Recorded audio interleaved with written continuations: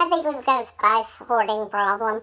80% of them are my husband's, and I even give him gifts of spice sometimes because I know he likes to try new things. But when I go to cook, I can't find what I need.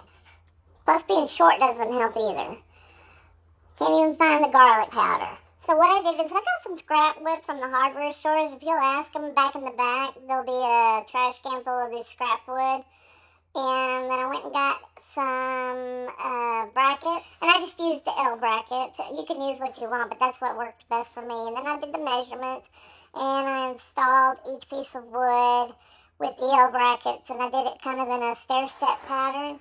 And then the last piece of wood, the yellow one there, I put wood behind it so it would slide back to it but not go under. That way you can pull out the bottom piece of wood, clean it in case you spill anything.